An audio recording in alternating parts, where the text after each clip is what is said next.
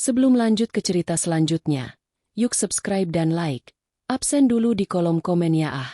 Lampu kristal raksasa yang menggantung di langit-langit ballroom Hotel Bintang 5 itu berpijar menyilaukan, seolah sengaja memamerkan kemewahan yang hanya bisa dijangkau oleh segelintir orang. Harum parfum mahal bercampur dengan aroma sampanye dan hidangan laut segar yang tersaji di atas meja-meja berlapis kain sutra. Di tengah hiruk-pikuk tawa para sosialita dan pengusaha sukses, Laras berdiri mematung di sudut ruangan, merasa seperti sebuah noda hitam di atas kanvas putih yang bersih. Ia merapikan lipatan gaun satin berwarna biru tua yang dikenakannya. Gaun itu sebenarnya cantik, namun ada satu rahasia yang hanya diketahui oleh orang-orang di dalam lingkaran ini. Ini adalah kali ketiga Laras mengenakan gaun yang sama dalam acara resmi perusahaan suaminya. Bagi dunia luar, mengenakan pakaian yang sama berkali-kali adalah hal biasa. Namun di lingkungan Adit, itu adalah dosa sosial yang tak termaafkan. "Laras, kau di sini?" Suara melengking itu memecah lamunan Laras. Laras menoleh dan mendapati Maya, adik iparnya, berjalan mendekat dengan langkah anggun yang dipaksakan. Maya mengenakan gaun merah menyala rancangan desainer ternama yang harganya setara dengan biaya kuliah 1 semester. Di belakangnya, beberapa teman sosialitanya mengekor, membawa tatapan yang sama, campuran antara kasihan dan jijik. "Ya, Maya. Selamat atas kesuksesan peluncuran proyek barunya," jawab Laras lembut, mencoba tetap sopan. Maya tidak membalas ucapan selamat itu. Alih-alih, matanya menyapu tubuh Laras dari kepala hingga ujung kaki dengan gerakan lambat yang menghina. "Astaga, Laras, gaun ini lagi? Bukankah ini gaun yang kau pakai di ulang tahun kantor tahun lalu? Dan tahun sebelumnya lagi?" Tawa kecil pecah dari gerombolan di belakang Maya. Laras meremas tas tangan kecilnya yang sudah mulai terkelupas di bagian sudutnya. "Aku menyukai warnanya, Maya. Dan menurutku, gaun ini masih layak pakai." "Layak pakai bukan berarti pantas, sayang," potong Maya sambil menyesap minumannya. "Abangku, Adit, sekarang sudah menjadi direktur operasional. Posisi yang sangat bergengsi. Tidakkah kau merasa malu berdiri di sampingnya dengan penampilan seperti pelayan yang sedang menyamar?" Laras menarik napas dalam. Ia ingin membalas. Ingin mengatakan bahwa uang yang digunakan Maya untuk membeli gaun itu sebagian besar berasal dari dana cadangan yang ia kelola dengan cermat di rumah agar perusahaan Adit tetap stabil. Namun, Laras memilih diam. Selama 5 tahun pernikahannya, ia telah belajar bahwa berdebat dengan Maya hanya akan memancing keributan yang akan mempermalukan Adit. Tak lama kemudian, Adit datang. Ia tampak gagah dengan setelan tuxedo hitam yang pas di tubuhnya. Rambutnya disisir rapi ke belakang, memancarkan aura pria sukses yang sedang berada di puncak karir. Namun, saat matanya bertemu dengan mata Laras, tidak ada binar cinta di sana. Yang ada hanyalah kilat kekecewaan yang singkat sebelum ia memasang senyum palsu untuk para tamu. "Adit, lihat istrimu ini," adu Maya dengan nada manja yang dibuat-buat. "Aku sudah bilang padanya untuk membeli gaun baru di butik langgananku. Tapi dia bilang dia lebih suka berhemat. Bukankah memalukan jika kolega bisnismu melihatnya?" Adit mendekat, meletakkan tangannya di pinggang Laras, namun genggamannya terasa dingin dan kaku. "Sudahlah, Maya. Kamu tahu sendiri Laras orangnya bagaimana. Dia memang sangat tradisional. Mungkin dia terlalu terbiasa dengan gaya hidup sederhana sebelum menikah denganku." Kalimat itu seperti sembilu yang menyayat hati Laras. Gaya hidup sederhana? Adit tahu betul siapa Laras saat mereka pertama kali bertemu, atau setidaknya, itu yang dipikirkan Adit. Adit menganggap Laras hanyalah gadis yatim piatu beruntung yang ia selamatkan dari kemiskinan. Ia tidak pernah tahu bahwa kesederhanaan Laras adalah sebuah pilihan, bukan keterpaksaan. "Aku hanya tidak ingin membuang-buang uang untuk hal yang tidak perlu, Mas," bisik Laras pelan, hanya cukup didengar oleh Adit. Adit mendengus pelan, matanya beralih ke arah pintu masuk, mengabaikan protes istrinya. "Malam ini adalah malam besar, Laras. Pak Baskoro dari Baskoro Group akan hadir. Jika kita bisa mengesankannya, kontrak kerja sama 10 tahun ke depan akan aman. Tolong, jangan buat aku malu." Kalau kau tidak bisa bicara hal yang cerdas tentang bisnis, lebih baik kau diam dan tersenyum saja. Biar Maya yang menemaniku menyapa tamu-tamu penting. Laras merasakan tenggorokannya tercekat. Ia adalah orang yang memberikan masukan strategis pada Adit setiap malam di meja makan, membantu suaminya menyusun presentasi yang membuatnya naik jabatan secepat ini. Namun di sini, di bawah lampu kristal yang terang ini, ia dianggap tidak lebih dari sekadar pajangan rusak yang harus disembunyikan. Sepanjang jam pertama pesta, Laras benar-benar diabaikan. Ia berdiri sedikit menjauh sementara Adit dan Maya tertawa riang, berbincang dengan para pemegang saham. Ia mendengar bisik-bisik di belakang punggungnya. Itu istrinya? Kupikir asisten rumah tangganya. Kasihan Adit. Pria secerdas dia punya beban seperti itu di rumah. Kudengar dia bahkan tidak lulus sarjana, hanya numpang hidup saja. Laras memejamkan mata sejenak, menenangkan degup jantungnya. Ia meraba ponsel di dalam tasnya, merasakan getaran pelan. Sebuah pesan masuk dari sekretaris pribadinya. Sekretaris yang tidak diketahui oleh siapapun di ruangan ini. Ibu, Bapak Baskoro sudah tiba di lobi. Beliau membawa dokumen yang Anda minta. Semua bukti penggelapan dana oleh Tuan Adit dan Nona Maya sudah dikumpulkan. Kami menunggu instruksi Anda. Laras menarik napas panjang. Tatapannya yang lembut perlahan berubah menjadi tajam dan dingin. Ia menatap punggung Adit yang sedang tertawa lebar setelah menceritakan sebuah lelucon kepada kolega bisnisnya. Tawa itu terdengar begitu jumawa, seolah-olah ia adalah penguasa dunia. Nikmatilah tawamu malam ini, Adit, batin Laras. Karena dalam beberapa menit ke depan, tawa itu akan menjadi suara yang paling ingin kau lupakan seumur hidupmu. Laras berjalan menuju meja minuman, mengambil segelas air putih, lalu berdiri tegak. Ia tidak lagi mencoba menyembunyikan diri. Ia menunggu momen ketika semua orang berkumpul di meja utama. Ia menunggu saat yang tepat untuk meruntuhkan istana pasir yang dibangun Adit di atas kebohongannya. Pesta baru saja dimulai. Namun bagi Laras, ini adalah akhir dari sandiwara panjangnya sebagai beban yang penurut. Suasana di dalam ballroom semakin memanas seiring mengalirnya minuman beralkohol dan denting sendok perak yang beradu dengan piring porselen. Pelayan berseragam rapi mulai mengarahkan para tamu VIP untuk duduk di meja utama yang terletak di atas panggung rendah, tempat di mana sorot lampu paling terang diarahkan. Adit, dengan penuh kebanggaan, menuntun Maya untuk duduk di sebelah kanannya, sementara Laras dibiarkan mengikuti di belakang seperti bayangan yang tidak diinginkan. Di meja melingkar itu, duduk beberapa petinggi perusahaan rekanan dan istri-istri mereka yang mengenakan perhiasan berkilauan. Adit merasa berada di puncak dunia. Ia merasa telah berhasil membangun citra sebagai pria sukses, mapan, dan tangguh. Namun, baginya, ada satu cacat dalam pemandangan sempurna itu. Laras, silakan dinikmati hidangannya, ucap Adit dengan nada ramah yang dibuat-buat kepada tamu-tamunya. Ini adalah Wagyu A5 yang didatangkan langsung dari Jepang. Saya ingin memastikan semua tamu saya hanya mendapatkan yang terbaik malam ini. Maya, yang duduk dengan gaya angkuh, melirik Laras yang sedang memotong dagingnya dengan tenang. Sebuah senyum miring muncul di wajahnya.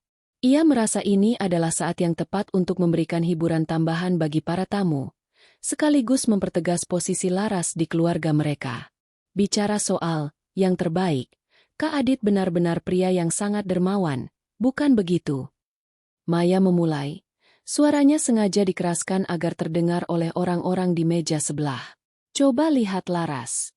Kalau bukan karena kebaikan hati abangku, mungkin dia masih makan nasi bungkus di pinggir jalan sekarang. Tawa kecil mulai terdengar dari beberapa tamu. Laras menghentikan gerakan pisaunya sejenak. Namun ia tetap menunduk, menatap piringnya. Ia bisa merasakan tatapan mata yang merendahkan dari wanita-wanita sosialita di hadapannya. Ah, Maya, jangan bicara begitu, timpal Adit. Namun, alih-alih membela, nada suaranya justru penuh dengan ejekan yang halus. Laras itu adalah Menteri Keuangan di rumah.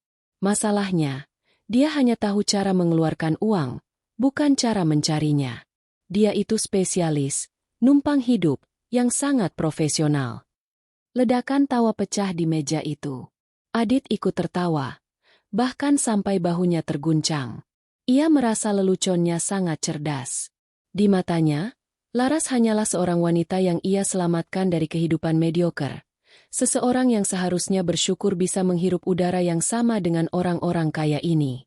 Tapi benar, loh, sahut salah satu istri pemegang saham sambil menutup mulutnya dengan kipas bulu. Zaman sekarang, jarang ada suami yang sesabar Pak Adit. Punya istri yang hanya diam di rumah, tidak punya bisnis, tidak punya koneksi, bahkan selera berpakaiannya pun tidak kunjung meningkat. Benar-benar beban yang manis, ya? Beban tetaplah beban, Jeng. Maya menimpali dengan cepat. Matanya berkilat penuh kemenangan. Dia ini seperti parasit cantik di pohon yang kokoh. Tanpa pohonnya, dia hanya seonggok tanaman layu yang terinjak di tanah. Bayangkan, untuk pesta sebesar ini saja, dia tidak berkontribusi 1 rupiah pun. Semuanya, dari ujung rambut sampai ujung kaki, adalah hasil keringat Kak Adit. Laras menarik napas panjang. Ia bisa merasakan dadanya sesak, bukan karena sedih, melainkan karena menahan kemarahan yang sudah hampir mencapai batasnya. Selama bertahun-tahun ia menelan semua hinaan ini demi menjaga ego Adit, demi melihat pria yang dulu ia cintai itu meraih impiannya. Namun malam ini, ia sadar bahwa Adit tidak hanya tidak menghargainya, tapi juga aktif menghancurkan martabatnya di depan umum. Mas Adit, Laras bersuara pelan, memutus tawa mereka. Suaranya tenang, namun memiliki ketegasan yang tidak biasa. Apakah kamu benar-benar menganggapku beban? Adit menoleh, sedikit terkejut dengan keberanian Laras bertanya di tengah banyak orang. Ia meneguk sampanyenya, lalu tersenyum meremehkan. Laras, sayang jangan baper di tengah pesta. Kita kan hanya bercanda. Tapi secara teknis, apa yang dikatakan Maya tidak salah, kan? Kamu tidak bekerja. Kamu tidak punya penghasilan. Kalau bukan aku yang membiayaimu, siapa lagi? Kamu seharusnya berterima kasih karena aku masih membawamu ke sini meskipun penampilanmu ya sedikit memalukan. Maya tertawa paling keras. Dengar itu? Bahkan abangku sendiri mengakuinya. Kamu itu cuma pajangan yang sudah mulai usang. Laras, beruntung Kak Adit belum berniat menggantimu dengan model yang lebih baru. Hinaan itu begitu kasar, begitu telanjang, hingga beberapa tamu di meja lain mulai menoleh. Namun, tidak ada satupun yang membela Laras. Mereka justru ikut menikmati tontonan, penindasan, tersebut sebagai bumbu penyedap makan malam mereka. Laras meletakkan garpu dan pisaunya dengan bunyi denting yang tajam. Ia mengangkat wajahnya, menatap lurus ke arah Adit, lalu beralih ke Maya. Tidak ada air mata di matanya. Yang ada hanyalah sorot mata yang begitu dingin hingga mampu membekukan siapapun yang melihatnya. Menarik, ucap Laras singkat. Ia menyandarkan punggungnya ke kursi, tampak jauh lebih tenang dan berwibawa daripada Maya yang mengenakan gaun mahal. Kalian bicara seolah-olah kalian tahu persis dari mana setiap sen di perusahaan ini berasal. Tentu saja kami tahu, seru Maya. Itu hasil kerja keras Kak Adit sebagai direktur. Kamu pikir uang itu jatuh dari langit? Adit hanya tersenyum sinis, menggelengkan kepalanya seolah sedang menghadapi anak kecil yang keras kepala. Sudahlah, Laras, jangan mempermalukan dirimu lebih jauh dengan mencoba terlihat pintar. Makan saja makananmu, dan diam. Sebentar lagi Pak Baskoro akan datang ke meja ini. Aku tidak mau dia melihatku berdebat dengan istri yang tidak tahu diri. Laras melirik jam tangan peraknya. Jam tangan lama yang juga sering diejek Maya karena dianggap murah. 5 menit lagi. Waktunya hampir tiba. Baiklah, Mas. Jika itu maumu, kata Laras sambil tersenyum tipis. Sebuah senyum yang seharusnya membuat Adit merasa waspada. Mari kita lihat, siapa yang sebenarnya menjadi beban bagi siapa di ruangan ini. Adit tidak memedulikan ucapan itu. Ia justru sibuk merapikan dasinya dan berdiri karena melihat kerumunan di dekat pintu masuk mulai bergerak. Sosok yang ditunggu-tunggu, sang penguasa pasar modal, Bapak Baskoro, telah memasuki ruangan. Seluruh perhatian di meja utama teralihkan. Adit dan Maya segera memasang wajah paling ramah mereka, bersiap untuk menjilat habis-habisan sang investor besar. Mereka tidak menyadari bahwa Laras baru saja mengirimkan satu pesan singkat. Sekarang, gemuruh tawa di meja utama masih menyisakan gema yang menyakitkan di telinga Laras. Adit baru saja menyelesaikan sebuah cerita tentang bagaimana Laras pernah kebingungan menggunakan mesin kopi otomatis yang baru ia beli. Sebuah cerita yang dilebih-lebihkan untuk membuat Laras tampak bodoh di mata kolega-koleganya. Bayangkan, kata Adit sambil menyeka air mata akibat tertawa terlalu keras. Dia menekan semua tombol sampai airnya tumpah ke lantai. Benar-benar definisi ibu rumah tangga yang gaptek. Tapi ya sudahlah, yang penting dia pintar masak sambal, kan? Maya menimpali dengan suara cemprengnya yang khas. Mungkin itu satu-satunya alasan Kak Adit masih mempertahankannya. Untuk jadi koki pribadi yang tidak perlu digaji. Kalau soal bisnis atau pergaulan kelas atas, Laras ini seperti ikan yang dipaksa terbang. Tidak nyambung. Laras menatap suaminya, mencari setitik rasa bersalah di mata pria yang telah menemaninya selama 5 tahun terakhir. Namun, yang ia temukan hanyalah keangkuhan. Adit tampak begitu menikmati validasi dari teman-temannya. Ia merasa bahwa dengan merendahkan istrinya, derajatnya sendiri sebagai penyelamat dan pemberi nafkah akan naik berlipat ganda. Mas, apa menurutmu menghinaku di depan orang banyak adalah hal yang pantas dilakukan seorang suami? Tanya Laras dengan nada yang tetap terjaga, meski hatinya berdenyut nyeri. Adit mendengus, meletakkan gelas sampanyenya dengan sedikit kasar. Laras, jangan terlalu sensitif. Kamu harus belajar punya selera humor. Lagi pula, apa yang kami katakan itu kenyataan, kan? Kamu memang hidup dari fasilitas yang aku berikan. Mobil yang kamu pakai, rumah yang kamu tempati, bahkan makanan yang sedang kamu kunyah sekarang semuanya dari aku. Jadi, kalau aku bercanda sedikit soal beban, itu hakku.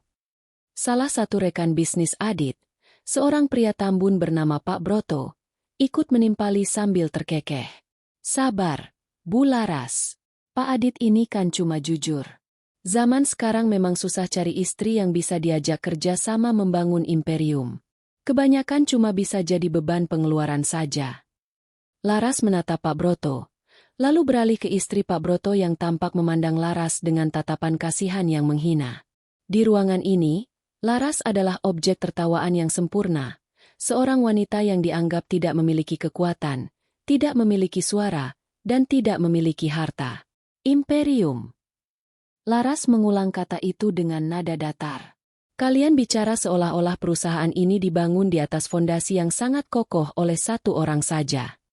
Tentu saja, sahut Maya cepat. Abangku bekerja siang dan malam. Dia yang menghadapi investor. Dia yang memutar otak. Kamu tahu apa? Kamu cuma tahu cara menghabiskan jatah bulanan. Tawa kembali pecah. Kali ini lebih keras karena beberapa orang dari meja sebelah ikut mendengarkan. Laras merasa seolah-olah oksigen di ruangan itu menipis. Pengkhianatan ini bukan hanya soal kata-kata, tapi soal bagaimana Adit membiarkan, bahkan mendorong, orang lain untuk menginjak-injak harga diri istrinya sendiri demi egonya yang haus pujian. Baiklah, bisik Laras pada dirinya sendiri. Batas kesabarannya telah retak, dan keretakan itu kini pecah sepenuhnya. Jika aku adalah beban, maka biarlah aku melepaskan beban itu agar kalian bisa melihat bagaimana rasanya berdiri tanpa penopang. Adit tidak mendengar bisikan itu. Ia sudah berdiri, merapikan jasnya dengan penuh semangat. Diam semua. Pak Baskoro sudah masuk ke aula. Maya, cepat berdiri. Pastikan senyummu maksimal. Ini adalah momen penentuan nasib perusahaan kita. Maya dengan sigap berdiri di samping Adit, membusungkan dada seolah dialah sang nyonya besar perusahaan. Mereka berdua melangkah beberapa tindak ke depan meja, bersiap menyambut kedatangan sang konglomerat yang baru saja melewati pintu besar ballroom. Laras tetap duduk. Ia mengambil serbet kainnya, menyeka bibirnya dengan gerakan yang sangat anggun dan tenang, gerakan yang jauh lebih berkelas daripada kegugupan yang ditunjukkan Adit dan Maya saat ini. Laras, berdiri. Perintah Adit setengah berbisik dengan nada mengancam. Jangan mempermalukan aku dengan duduk seperti itu saat orang paling berkuasa di industri ini lewat.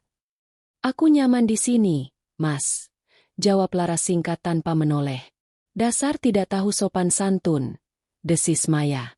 Lihat saja, setelah acara ini, aku akan pastikan Kak Adit memotong jatah belanjamu sampai kau belajar cara menghormati orang penting.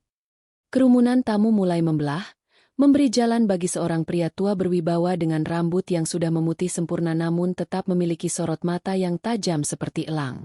Itu adalah Bapak Baskoro.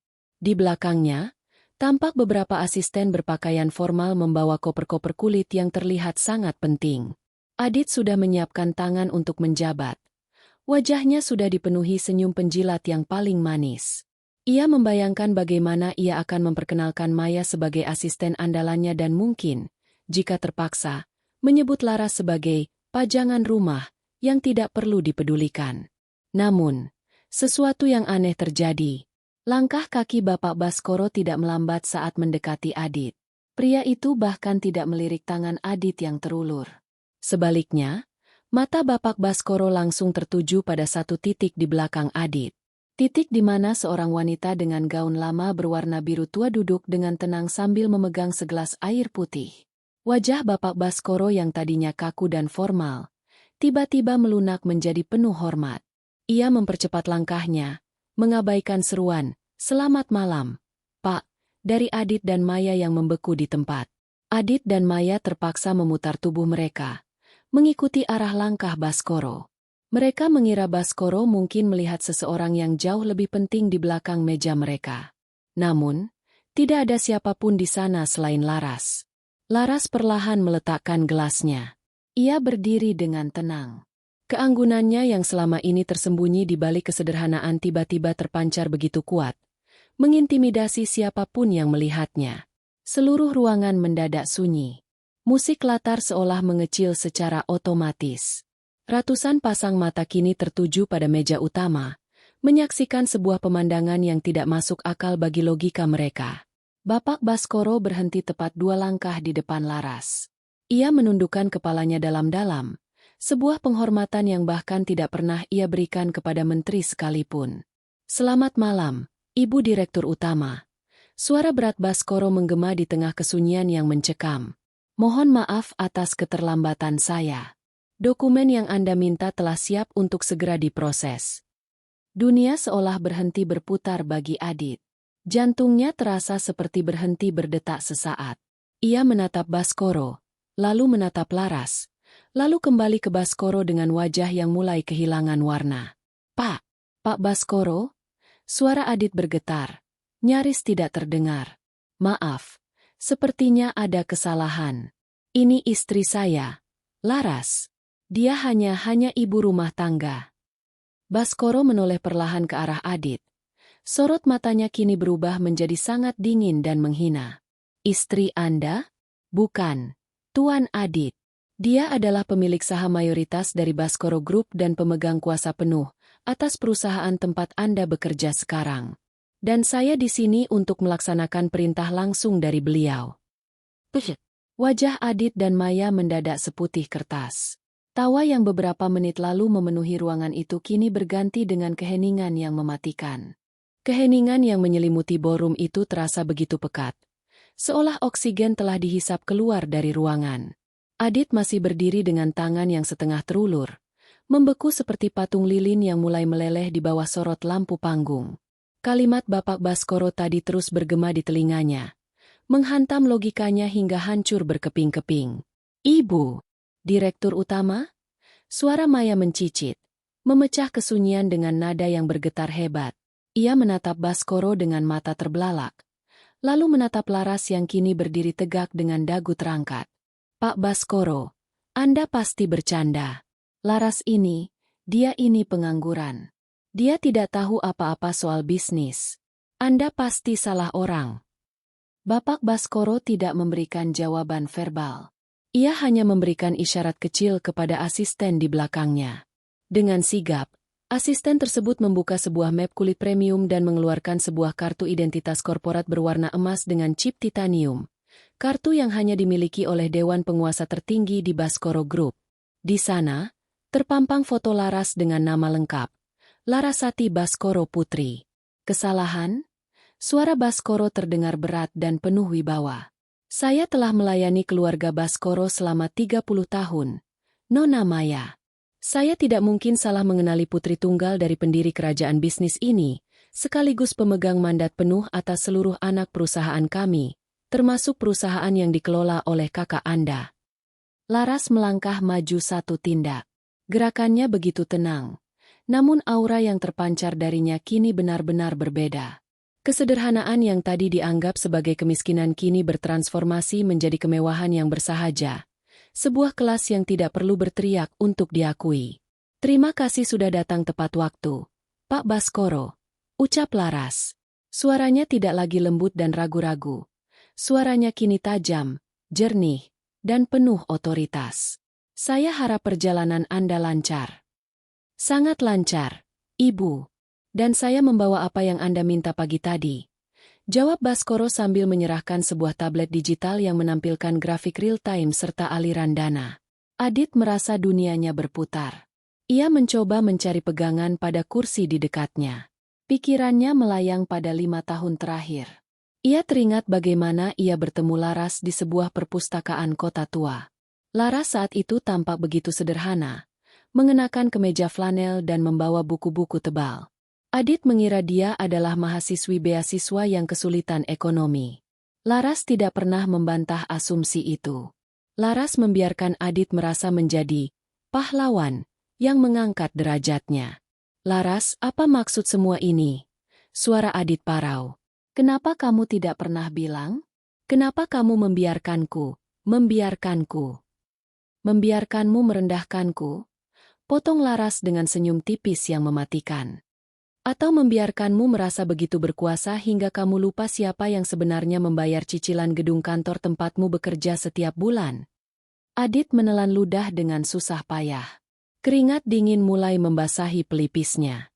Ia teringat kembali semua lelucon kasarnya, semua hinaan tentang beban dan numpang hidup yang baru saja ia lontarkan beberapa menit lalu di depan semua orang.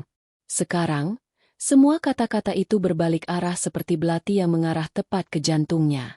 Para tamu di sekitar mereka mulai berbisik-bisik. Suasana yang tadinya penuh tawa kini dipenuhi dengan ketegangan yang mendebarkan. Pak Broto, yang tadi ikut menertawakan Laras, kini perlahan-lahan mundur ke belakang kerumunan, mencoba menghilangkan jejak agar tidak terlihat oleh mata tajam Bapak Baskoro. Mas Adit. Laras memanggil nama suaminya dengan nada yang begitu formal hingga terasa asing. Kamu sering bilang bahwa aku tidak tahu cara mencari uang. Kamu benar.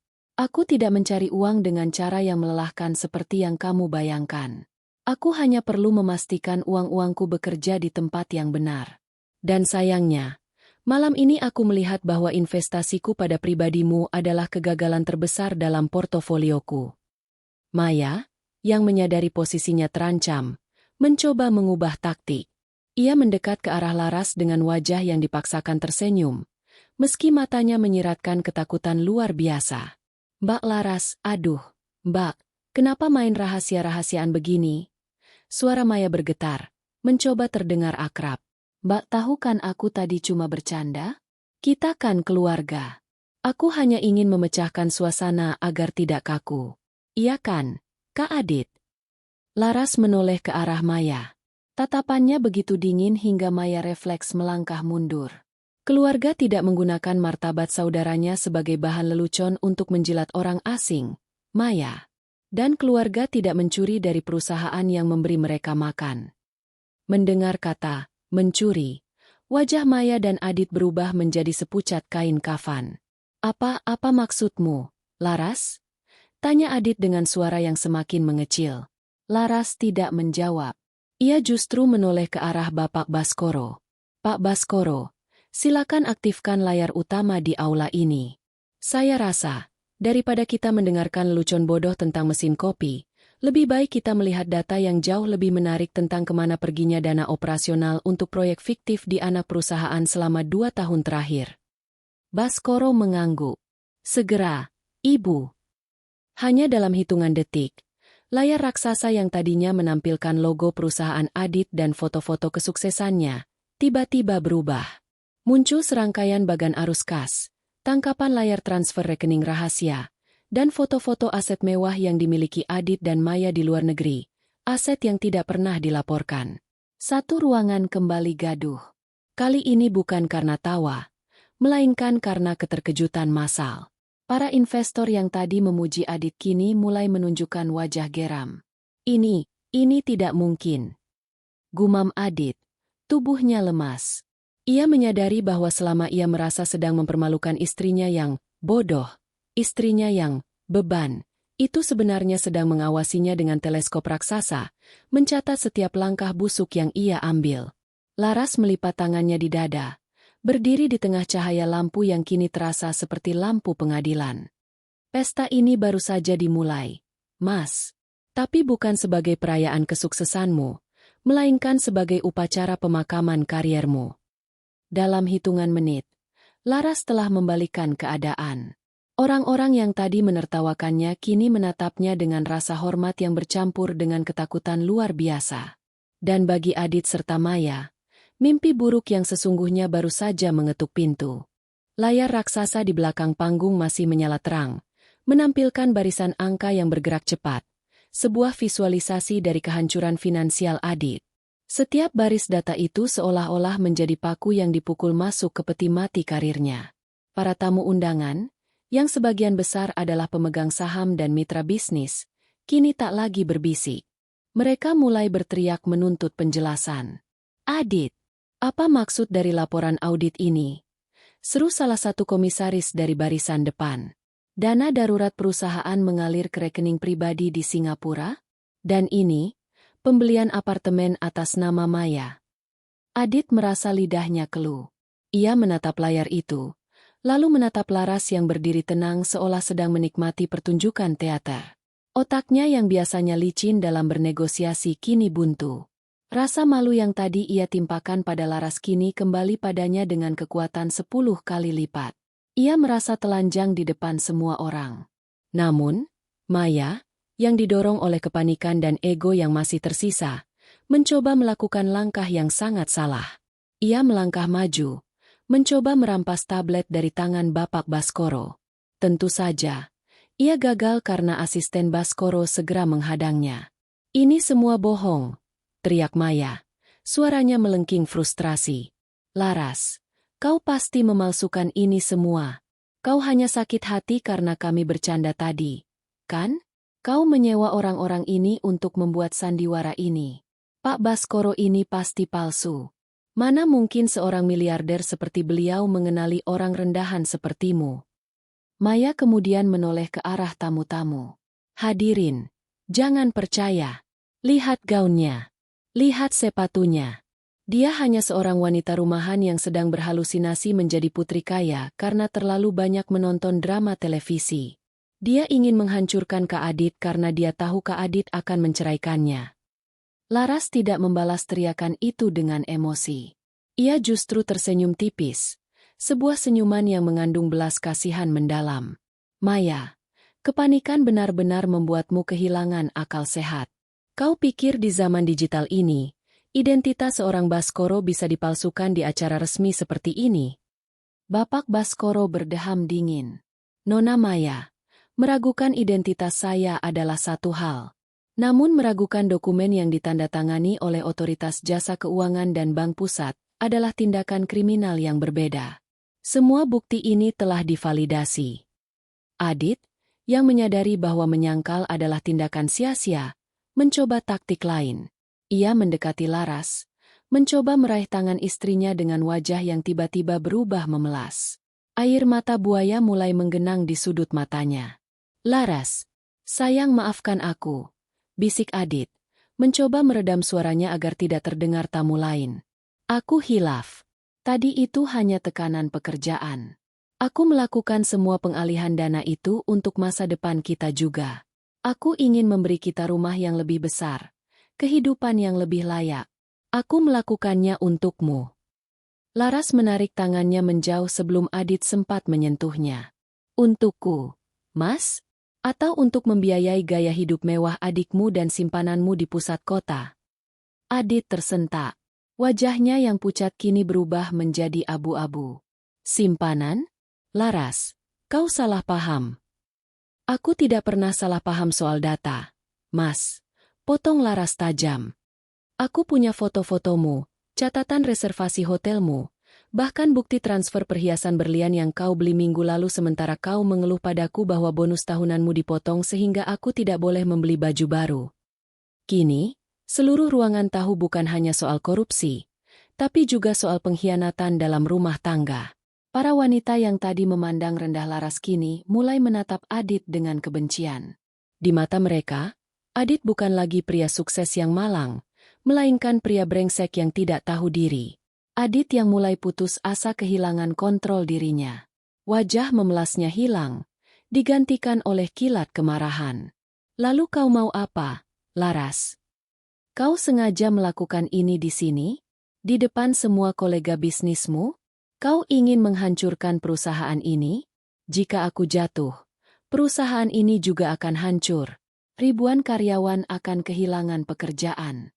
Kau mau memikul beban itu? Ini adalah langkah salah yang paling fatal. Adit mencoba menggunakan rasa bersalah Laras dan nasib karyawan sebagai tameng.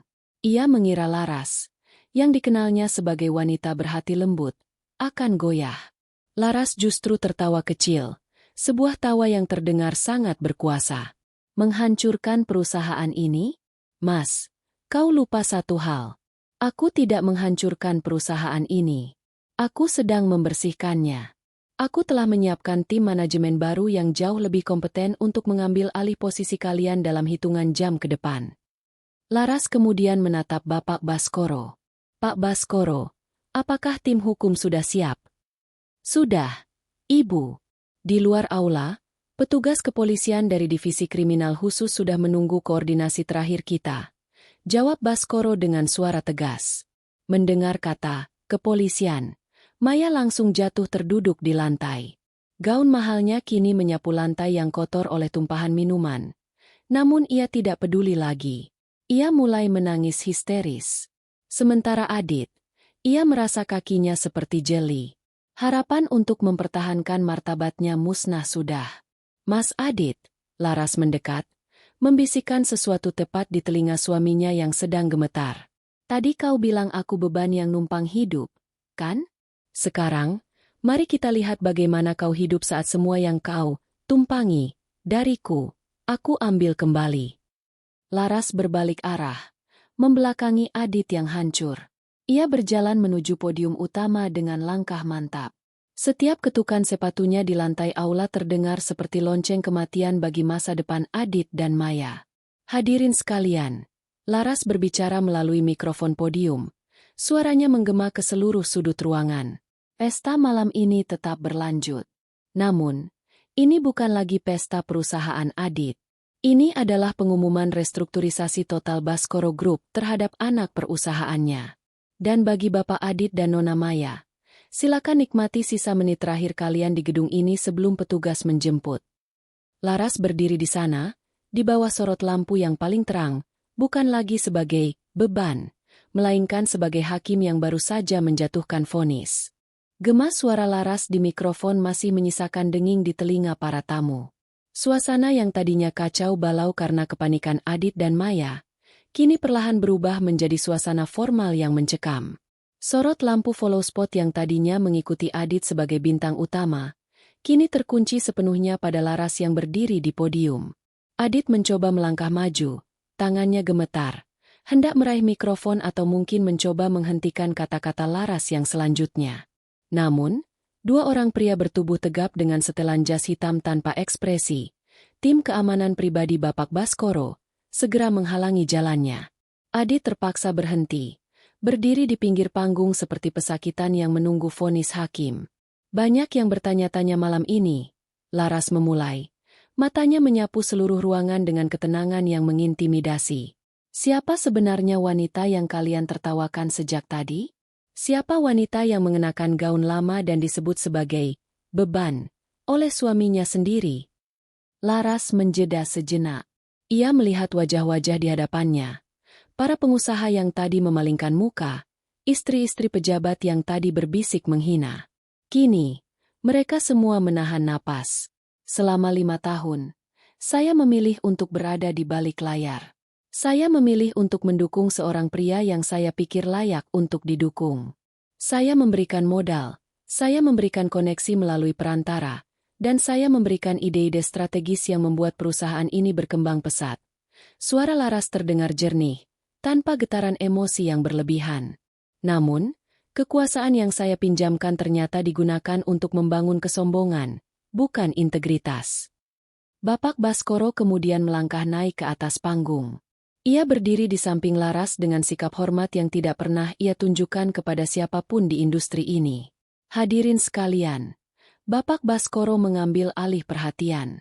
Mungkin kalian mengenal saya sebagai wajah dari Baskoro Group. Namun, malam ini saya harus meluruskan sebuah fakta besar. Baskoro Group bukanlah milik saya sepenuhnya. Saya hanyalah wali dan pelaksana tugas sejak mendiang Bapak Baskoro senior wafat. Baskoro menoleh ke arah Laras. Sorot matanya penuh kebanggaan. Sesuai dengan surat wasiat dan struktur kepemilikan saham yang telah disahkan secara hukum, pemilik tunggal dan direktur utama dari seluruh ekosistem bisnis kami adalah Ibu Larasati Baskoro Putri. Beliau adalah satu-satunya pewaris tahta kerajaan bisnis ini. Suara napas tertahan terdengar serempak dari seluruh penjuru ballroom. Jika tadi ada yang masih ragu, pengumuman resmi dari mulut Baskoro sendiri adalah sebuah palu godam yang menghancurkan semua keraguan. Selamat malam, Ibu Direktur Utama. Ulang Baskoro sekali lagi, kali ini melalui pengeras suara agar seluruh dunia, termasuk para awak media yang mulai menyelinap masuk ke belakang ruangan, mendengarnya dengan jelas. Laras mengangguk kecil. Terima kasih, Pak Baskoro. Mulai malam ini, saya mengambil alih kendali secara langsung. Di bawah panggung, Adit merasa seolah-olah lantai yang ia pijak runtuh. Kepalanya berdenyut hebat. Larasati Baskoro Putri? Nama belakang itu. Ia selalu mengira itu hanya kesamaan nama yang kebetulan. Ia ingat Laras pernah bercerita bahwa ayahnya hanyalah seorang pengusaha kecil di daerah. Ternyata, daerah yang dimaksud adalah penguasa lahan dan industri yang menopang ekonomi negara ini. Laras, tolong. Adit bergumam pelan, namun suaranya tenggelam oleh hiruk-pikuk bisikan tamu. Maya, di sisi lain, tampak seperti orang yang kehilangan kesadaran. Ia menatap gaun merah mahalnya yang kini terasa seperti kain sampah. Ia telah menghina pemilik perusahaan, menghina orang yang memberikan kakaknya jabatan, dan menghina wanita yang dalam satu jentikan jari bisa memastikan Maya tidak akan pernah bisa menginjakan kaki di butik manapun di kota ini lagi. Ibu Laras, seorang pemegang saham minoritas memberanikan diri berdiri. Jika Anda adalah direktur utama kami yang sebenarnya, apa rencana Anda terhadap kecurangan yang dilakukan oleh Pak Adit? Kami menuntut pertanggungjawaban atas dana kami. Laras menatap pria itu, lalu kembali menatap Adit yang kini tertunduk lesu. Pertanyaan yang bagus. Sebagai direktur utama, prioritas pertama saya adalah menyelamatkan kesehatan perusahaan. Segala bentuk penggelapan akan diproses secara hukum tanpa pengecualian. Tidak ada perlakuan khusus, bahkan untuk pria yang masih berstatus suami saya di atas kertas. Laras kemudian mengeluarkan sebuah map dari balik podium. Malam ini, bukan hanya laporan audit yang saya bawa. Pak Baskoro, tolong panggilkan tim hukum dari kantor pusat. Sekelompok pria dan wanita berpakaian formal dengan tas kerja hitam masuk ke dalam aula. Mereka adalah pengacara-pengacara terbaik di negeri ini, yang tarif per jamnya saja mungkin lebih besar dari gaji tahunan Adit. Di dalam map ini, Laras mengangkat dokumen tersebut. Terdapat surat pemecatan tidak hormat untuk Adit Pratama sebagai direktur operasional, efektif detik ini.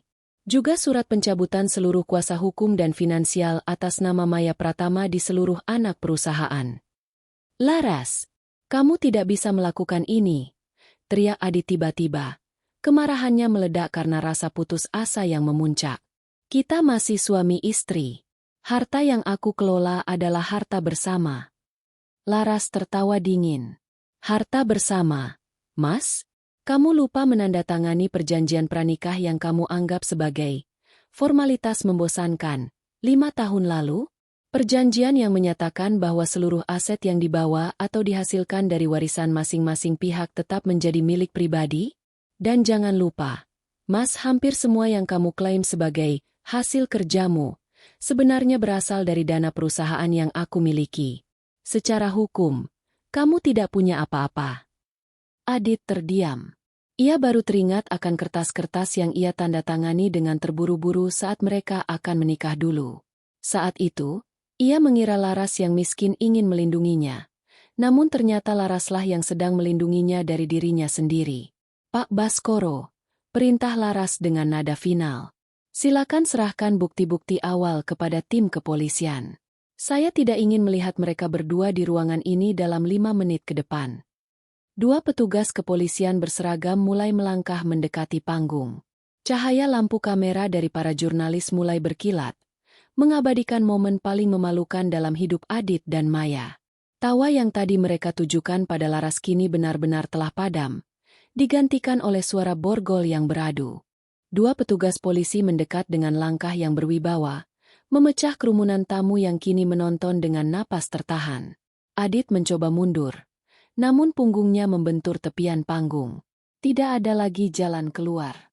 Ruangan yang tadinya terasa seperti istana bagi Adit, kini berubah menjadi ruang sidang yang sangat sempit.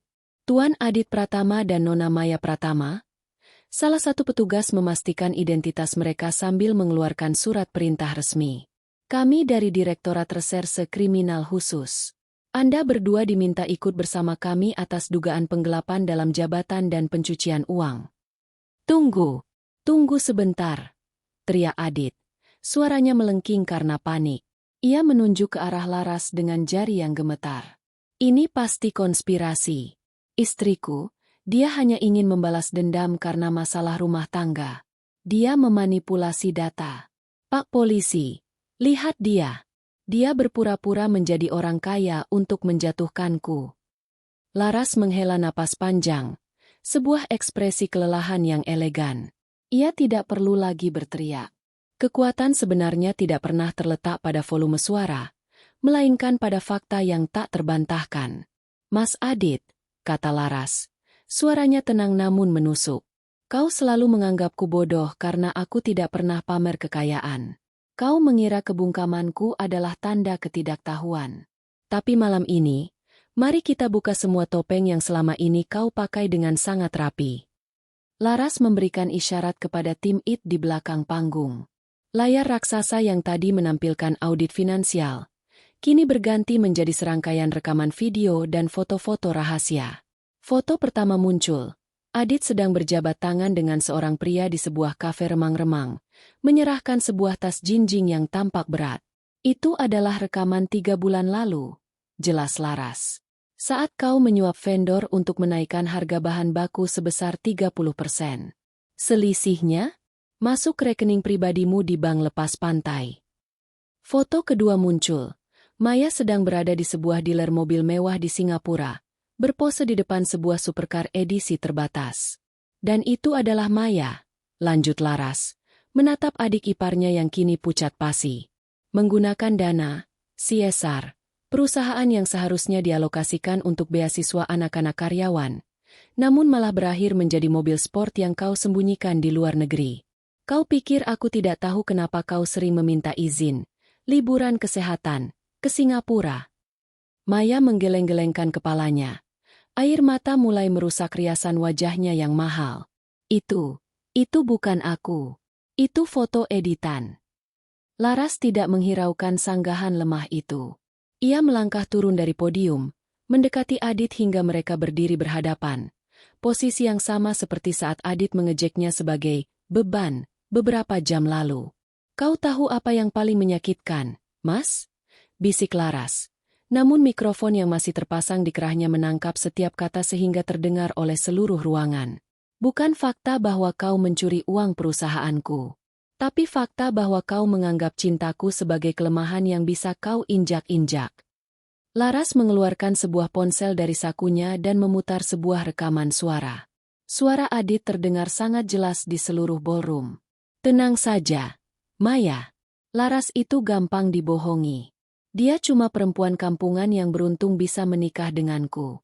Selama aku kasih dia uang belanja dan kata-kata manis sesekali, dia tidak akan curiga kalau kita menguras perusahaannya. Dia itu beban yang berguna untuk menjaga citraku sebagai pria berkeluarga. Suara rekaman itu berhenti. Keheningan yang mengikuti begitu mematikan. Adit merasa jantungnya seperti diremas. Ia menatap Laras, mencari sisa-sisa kasih sayang di mata wanita itu. Namun yang ia temukan hanyalah padang es yang luas. Selama 2 tahun terakhir, Laras melanjutkan dengan suara yang kini lebih keras. Aku tidak hanya berperan sebagai istri yang kau anggap beban. Aku secara pribadi memimpin investigasi internal. Setiap rupiah yang kau curi, setiap dokumen yang kau palsukan, dan setiap kali kau merendahkanku di belakang punggungku, semuanya tercatat. Laras menoleh ke arah para tamu undangan, terutama para rekan bisnis yang tadi ikut tertawa. Kalian semua menyaksikan bagaimana dia memperlakukanku malam ini. Dia begitu yakin akan kekuasaannya sehingga dia merasa berhak menghina wanita yang memberinya segalanya. Ini adalah pelajaran bagi kalian semua. Jangan pernah meremehkan seseorang hanya karena mereka memilih untuk tetap rendah hati. Petugas kepolisian kemudian melangkah maju dan memborgol tangan Adit. Bunyi klik dari borgol besi itu terdengar seperti vonis mati bagi karir Adit. Maya juga mengalami nasib yang sama. Ia meronta-ronta, menangis, dan memohon ampun. Namun tak ada seorang pun di ruangan itu yang berani membela mereka. Laras, maafkan aku. Aku hilaf. Teriak Adit saat diseret menjauh dari panggung. Pikirkan pernikahan kita. Pikirkan kenangan kita. Laras hanya berdiri diam, memperhatikan suaminya diseret keluar dari aula mewah tersebut. Pernikahan kita sudah berakhir saat kau menganggapku sebagai beban. Adit, kenangan itu tidak lagi memiliki nilai karena semuanya dibangun di atas kebohonganmu. Saat Adit dan Maya dibawa keluar, seluruh ruangan memberikan jalan. Para tamu menatap mereka dengan tatapan jijik dan ngeri. Mereka yang tadi ikut menghina Laras kini tertunduk, takut jika mata tajam sang direktur utama akan tertuju pada mereka selanjutnya. Bapak Baskoro mendekati Laras dan berbisik, "Ibu, apakah Anda ingin mengakhiri pesta sekarang?" Laras menatap ke arah pintu keluar, tempat Adit baru saja menghilang. Ia merasakan beban berat di pundaknya selama bertahun-tahun ini akhirnya terangkat. Namun bukan karena uang atau kekuasaan. Ia merasa merdeka karena kebenaran telah terungkap. "Tidak, Pak Baskoro," jawab Laras sambil memperbaiki posisi gaun birunya yang sederhana. Gaun yang kini terlihat jauh lebih mulia daripada sutra manapun. Pesta ini baru benar-benar dimulai. Sekarang, mari kita bicarakan bisnis yang jujur dengan orang-orang yang masih memiliki integritas di ruangan ini. Laras kembali ke podium, dan kali ini, seluruh ruangan berdiri memberikan standing ovation. Mereka tidak lagi bertepuk tangan untuk istri seorang manajer, melainkan untuk sang penguasa yang selama ini menyamar di antara mereka. Setelah bayangan Adit dan Maya menghilang di balik pintu besar ballroom bersama petugas kepolisian, atmosfer di dalam aula berubah drastis. Jika sebelumnya ruangan itu dipenuhi dengan aroma keangkuhan, kini yang tersisa hanyalah kecemasan yang mencekam. Orang-orang yang tadi tertawa paling keras kini menjadi yang paling sibuk mencari celah untuk bersembunyi atau melarikan diri. Laras berdiri di tengah panggung, tenang seperti telaga namun tajam seperti sembilu. Ia tidak segera berbicara. Ia membiarkan keheningan itu menyiksa mereka yang merasa berdosa. Matanya menyisir meja utama, tempat Pak Broto dan istri-istri sosialita lainnya duduk mematung dengan wajah yang mendadak pucat pasi. "Kenapa diam?" tanya Laras. Suaranya menggema lewat pengeras suara. Tadi sepertinya suasana di meja ini sangat meriah. Ada banyak lelucon tentang beban, tentang nasi bungkus, dan tentang betapa tidak pantasnya saya berada di sini. Apakah leluconnya sudah habis? Pak Broto mencoba memaksakan senyum. Namun yang muncul hanyalah seringai ketakutan. Keringat sebesar biji jagung membasahi dahinya. "Anu, Ibu Laras, itu tadi hanya sendau gurau antar kolega. Kami tidak tahu kalau Anda sebenarnya adalah. Anda tidak tahu kalau saya adalah orang yang memegang kontrak pasokan bahan baku untuk semua pabrik Anda, Pak Broto." Potong Laras dingin. Atau Anda tidak tahu bahwa investasi Baskoro Group di perusahaan Anda adalah alasan mengapa Anda masih bisa membeli cerutu mahal itu? Pak Broto tersedak ludahnya sendiri. Istrinya, yang tadi menyebut Laras sebagai asisten rumah tangga, kini mencoba menutupi wajahnya dengan tas tangan bermerek, seolah benda itu bisa melindunginya dari tatapan Laras yang menghunus. Investasi dan kerjasama dibangun atas dasar rasa hormat. Lanjut Laras, melangkah turun dari panggung dan berjalan perlahan menuju meja utama.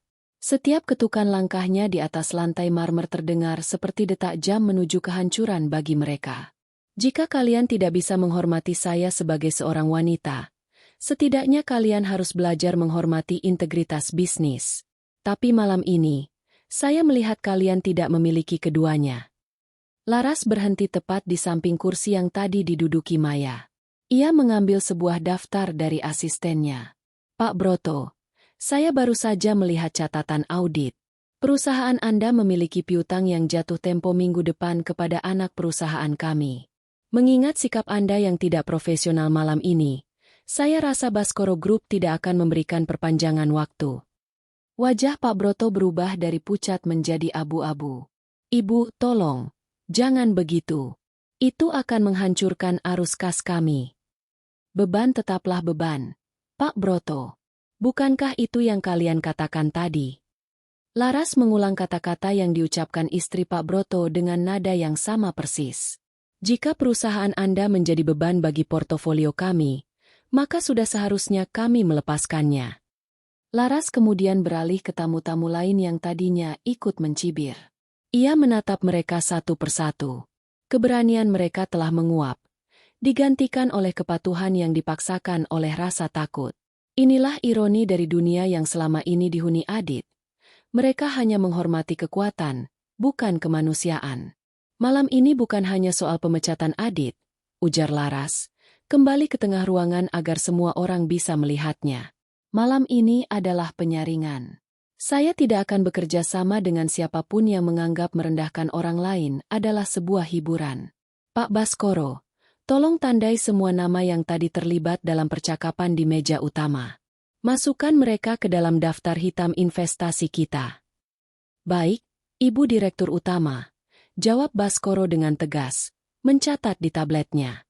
Kericuhan kecil terjadi.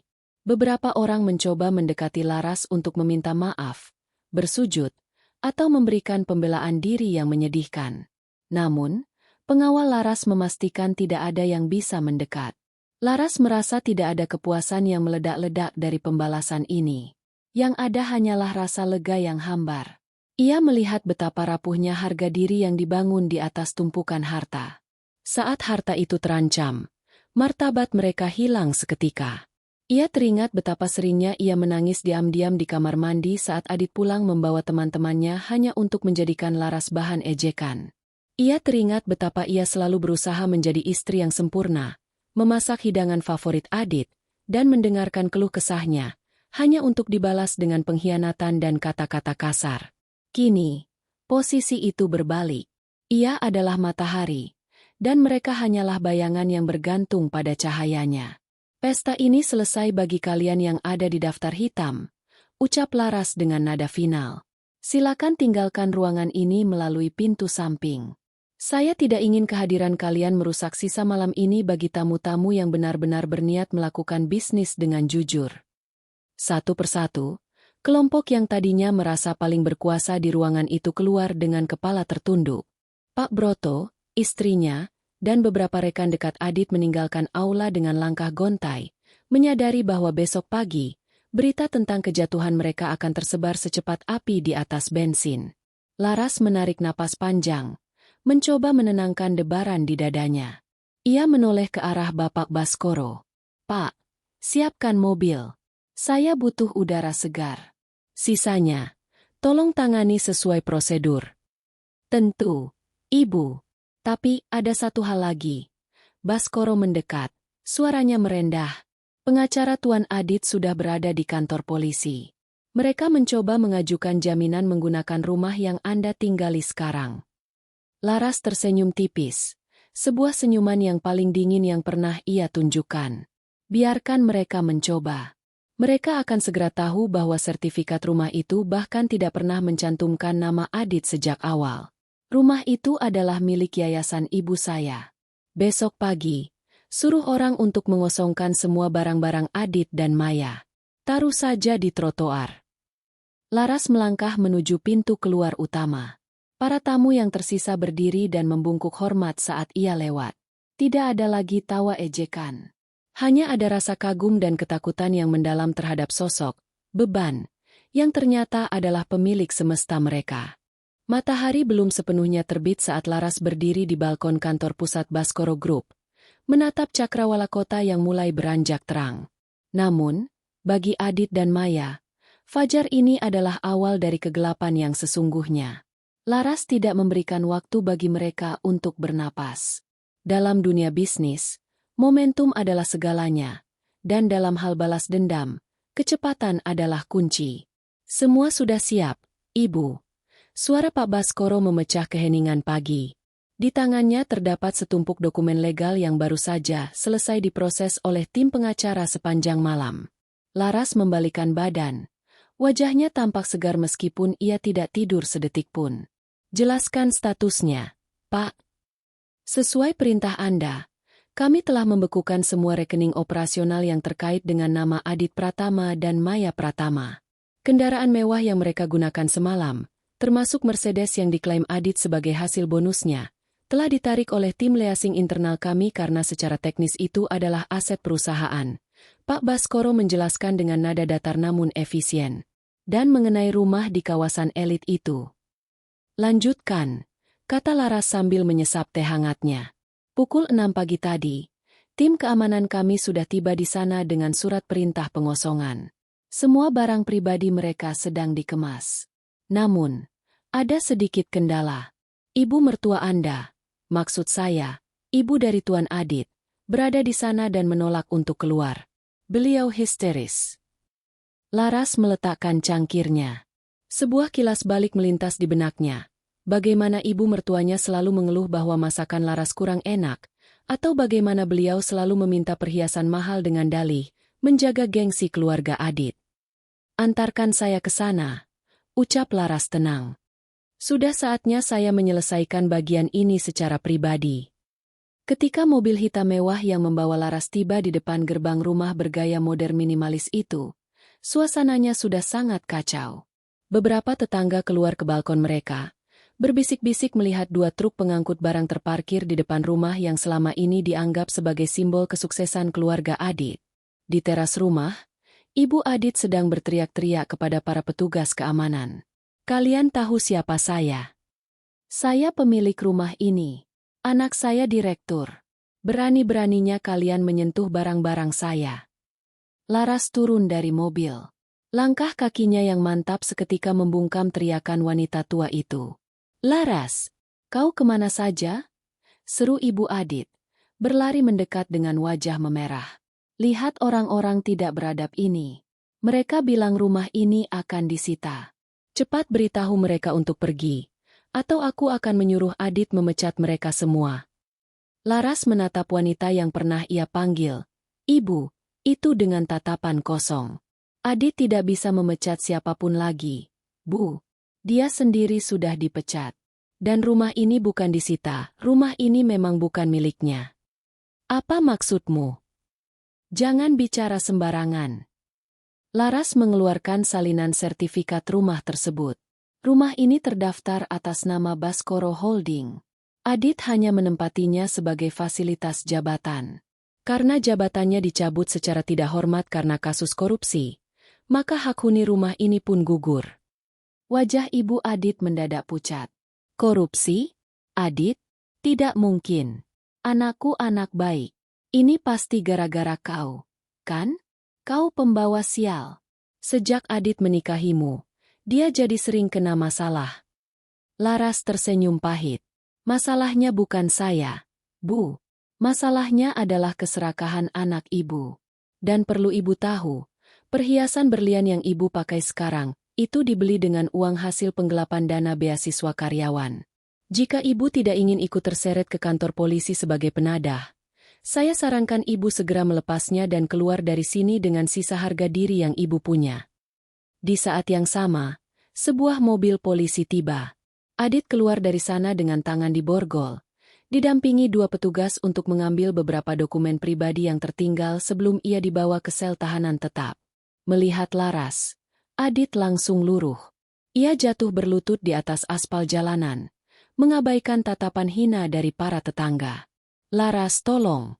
Aku mohon. Jangan lakukan ini pada ibuku. Dia tidak tahu apa-apa. Kau bisa ambil semuanya. Kau bisa penjarakan aku 10 tahun. Tapi jangan biarkan ibuku hidup di jalanan. Laras mendekat, berdiri tepat di depan suaminya yang bersujud. Lucu sekali, Mas.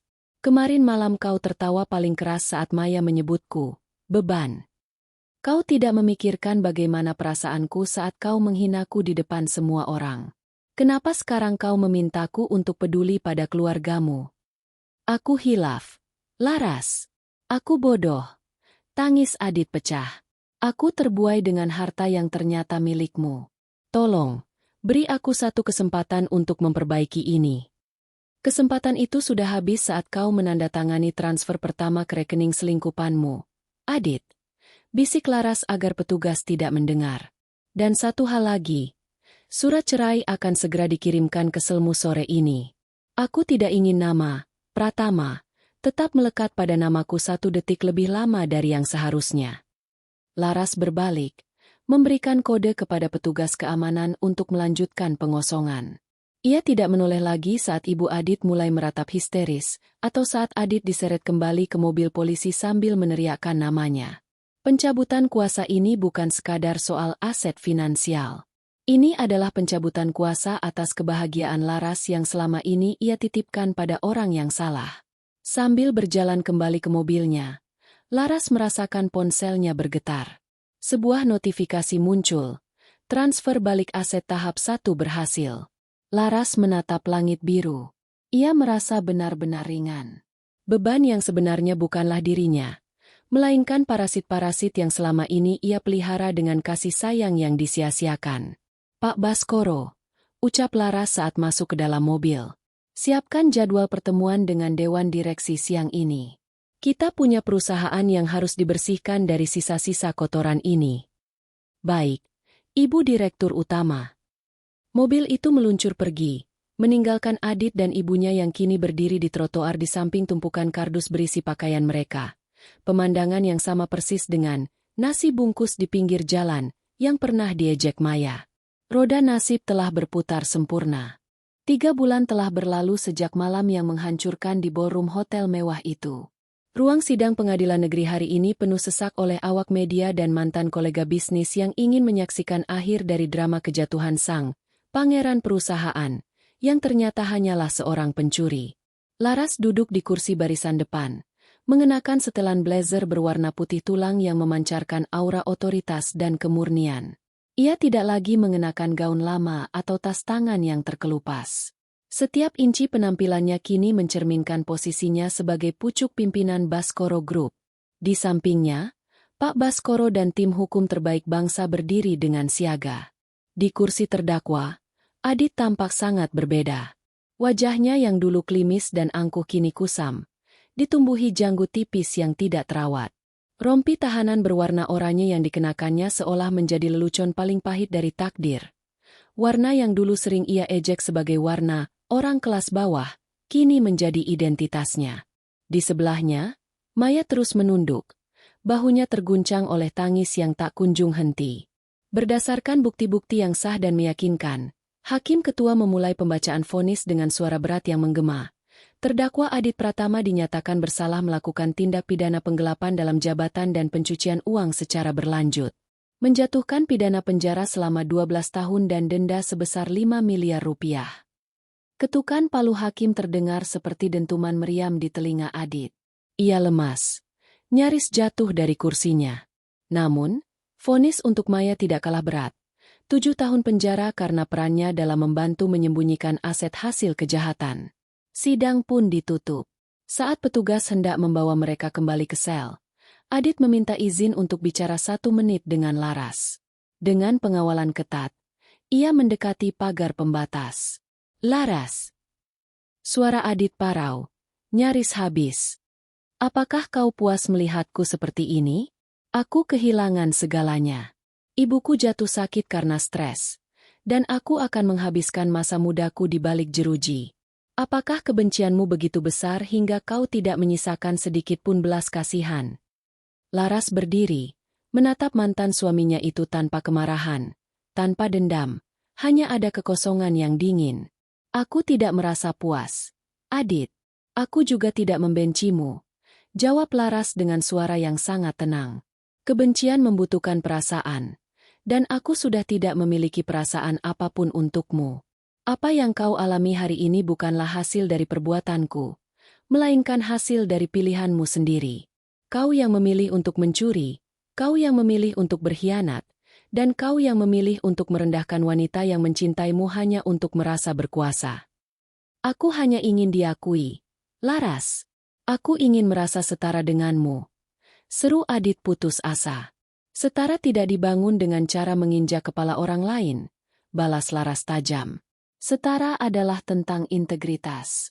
Kau menyebutku beban, karena kau tidak tahan melihat kenyataan bahwa tanpaku, kau bukanlah siapa-siapa. Dan sekarang, dunia tahu siapa sebenarnya yang menjadi beban bagi siapa. Laras berbalik tanpa menunggu jawaban lagi.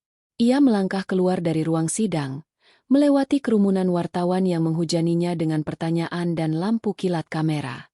Ia tidak memberikan pernyataan apapun. Keberhasilannya memulihkan kesehatan perusahaan dalam waktu singkat sudah menjadi pernyataan yang cukup. Di luar gedung pengadilan, udara terasa begitu bersih. Mobil Rolls-Royce hitam miliknya sudah menunggu. Pak Baskoro membukakan pintu untuknya. Semua sudah selesai, Ibu. Surat cerai sudah resmi keluar pagi ini. Nama Anda kembali menjadi Larasati Baskoro sepenuhnya di semua dokumen negara. Lapor Pak Baskoro dengan senyum tipis yang penuh rasa hormat. Terima kasih, Pak. Bagaimana dengan yayasan? Tanya Laras. Yayasan beasiswa untuk anak-anak karyawan sudah berjalan. Dana yang berhasil ditarik dari aset-aset sitaan Tuan Adit sudah cukup untuk membiayai sekolah mereka hingga perguruan tinggi. Mereka menyebutnya beasiswa Larasati. Laras tersenyum. Kali ini senyumnya tulus dan hangat. Inilah kebahagiaan yang sebenarnya. Bukan tentang berapa banyak orang yang bisa ia buat pucat dan terdiam, melainkan berapa banyak hidup yang bisa ia angkat kembali. Saat mobil meluncur membelah jalanan kota, Laras melihat baliho besar di pinggir jalan yang menampilkan iklan Baskoro Group dengan visi baru, Integrity Above All.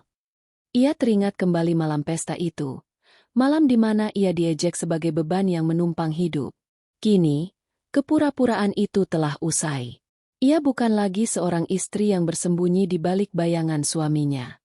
Ia adalah dirinya sendiri, seorang pemimpin, seorang pejuang, dan seorang wanita yang membuktikan bahwa kesederhanaan bukanlah tanda kelemahan, melainkan kekuatan yang sedang menunggu waktu yang tepat untuk bersinar.